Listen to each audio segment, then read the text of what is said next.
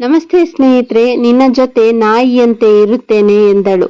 ಆ ರಾತ್ರಿಯೇ ನಾವಿಬ್ರು ಸತಿಪತಿಗಳು ಕೂಡ ಆದವು. ನಟಿ ಲಕ್ಷ್ಮಿ ಬಗ್ಗೆ ಮಾಜಿ ಪತಿಯ ಅಚ್ಚರಿ ಹೇಳಿಕೆ ಇಲ್ಲಿದೆ ನೋಡಿ. ಹಿರಿಯ ನಟಿ ಲಕ್ಷ್ಮಿ ಬಗ್ಗೆ ಮಾಜಿ ಪತಿ ಮೋಹನ್ ಶರ್ಮಾ ಅಚ್ಚರಿಯ ಹೇಳಿಕೆ ಇದೀಗ ವೈರಲ್ ಆಗಿದೆ.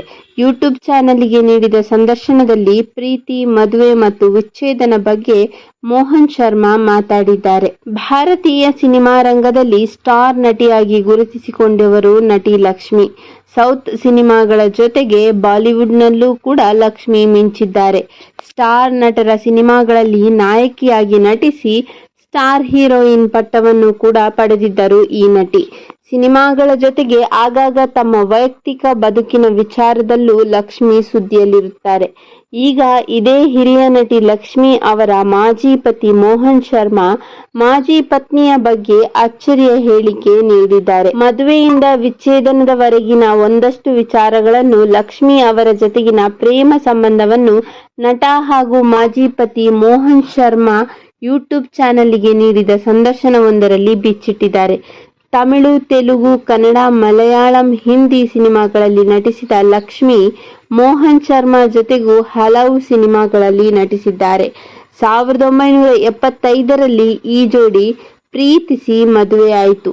ಬಳಿಕ ಇಬ್ಬರ ನಡುವೆ ಭಿನ್ನಾಭಿಪ್ರಾಯ ಎದುರಾಗಿ 1980ರಲ್ಲಿ ಡಿವೋರ್ಸ್ ಪಡೆದು ದೂರವಾದರು.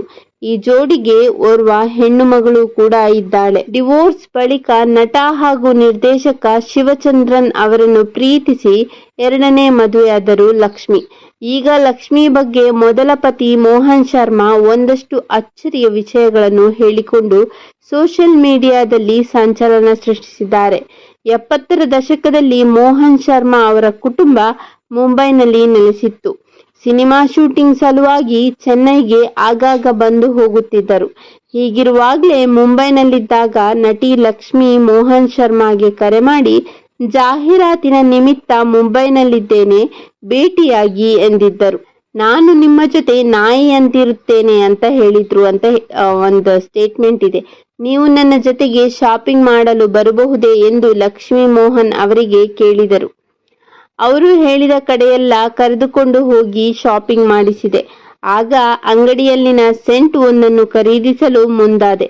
ಅದರ ಬೆಲೆ ಆಗ 500 ರೂಪಾಯಿ ಇತ್ತು. ಬೇಡವೆಂದು ಸುಮ್ಮನಾದೆ. ಅದಾದ ಬಳಿಕ ಕಾರ್ನಲ್ಲಿ ನಾಡು ನೋಡಿದ್ದ ಸೆಂಟ್ ಬಾಟಲ್ ಅನ್ನು ಉಡುಗೊರೆ ರೂಪದಲ್ಲಿ ನೀಡಿದರು. ನನಗೆ ನೀನೆಂದರೆ ತುಂಬಾ ಇಷ್ಟ. ನಿಮ್ಮ ಜೀವನದಲ್ಲಿ ನನಗೂ ಅವಕಾಶ ನೀಡಿದರೆ ನಿಮ್ಮ ನಾಯಿಯಂತೆ ಇರುತ್ತೇನೆ ಎಂದು ಲಕ್ಷ್ಮಿ ಹೇಳಿದರು. ನಾವಿಬ್ಬರು ಮದುವೆಯಾಗೋಣವೇ? ಲಕ್ಷ್ಮಿ ಆ ಮಾತನ್ನುಗಳನ್ನು ಕೇಳಿದ ಅರೆಕ್ಷಣ ನಾನು ಶಾಕ್ಗೆ ಒಳಗಾದೆ. ಏನು ಉತ್ತರ ನೀಡಬೇಕೆಂಬುದೇ ನನಗೆ ಗೊತ್ತಾಗಲಿಲ್ಲ. ಅದೇ ಮೊದಲ ಸಲ ಒಬ್ಬ ಹುಡುಗಿ ನನಗೆ ಪ್ರೇಮ ನಿವೇದನೆ ಮಾಡಿದಳು. ಲಕ್ಷ್ಮಿಯ ಮಾತನ್ನು ನಾನು ಗಂಭೀರವಾಗಿ ತೆಗೆದುಕೊಂಡೆ. ಆವತ್ತು ರಾತ್ರಿ ನನಗೆ ನಿದ್ದೆಯೇ ಬರಲಿಲ್ಲ. ಮುಂದಿನ ದಿನ ಕರೆ ಮಾಡಿ ರೂಮಿಗೆ ಬಾ ಎಂದರು. ಅಲ್ಲಿ ಏನು ನಡೆಯಬಹುದು ಎಂದು ಊಹಿಸಿದ್ದೆ. ನೇರವಾಗಿ ಹೋಟೆಲಿಗೆ ಹೋದೆ. ನಾವಿಬ್ಬರು ಮದುವೆಯಾಗೋಣವೇ ಎಂದಳು. ಸದ್ಯ ನನ್ನ ವೃತ್ತಿ ಕಡೆ ಗಮನ ಹರಿಸಬೇಕು, ಮದುವೆ ಬಗ್ಗೆ ಯೋಚನೆ ಇಲ್ಲ ಎಂದು ಮೋಹನ್ ಶರ್ಮಾ ಹೇಳಿಕೊಂಡಿದ್ದರಂತೆ. ಘಟಿಸಿತು ಮೊದಲ ರಾತ್ರಿ. ನಾನು ಗೌರವಾನ್ವಿತ ಕುಟುಂಬದಿಂದ ಬಂದವನು. ಮದುವೆ ಆಗದ ಹೊರತು ನಾನು ಏನನ್ನೂ ಮಾಡಲ್ಲ. ಲಕ್ಷ್ಮಿ ಮದುವೆ ಬಗ್ಗೆ ಪ್ರಸ್ತಾಪಿಸುತ್ತಿದ್ದಂತೆ ಆಕೆ ಬಳಿಯೇ ಕುಂಕುಮ ಪಡೆದು ಅವಳ ಹಣೆಗೆ ಹಚ್ಚಿದೆ. ಆ ರಾತ್ರಿಯೇ ನಾವಿಬ್ಬರು ಗಂಡ ಹೆಂಡತಿಯಾದೆವು. ಚೆನ್ನೈಗೆ ಬಂದು ವಕೀಲರ ಮೂಲಕ ಮಾಧ್ಯಮಗಳಿಗೆ ನಮ್ಮ ಮದುವೆ ವಿಚಾರ ತಿಳಿಸಿದೆವು ಎಂದು Mohan Sharma India glitz YouTube channel ಜೊತೆ ಮಾತನಾಡಿದ್ದಾರೆ. ಸದ್ಯ ಮೋಹನ್ ಶರ್ಮಾ ಅವರ ಈ ಹೇಳಿಕೆ ವೈರಲ್ ಆಗುತ್ತಿದೆ.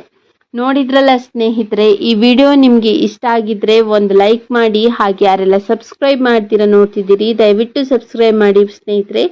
ಧನ್ಯವಾದಗಳು.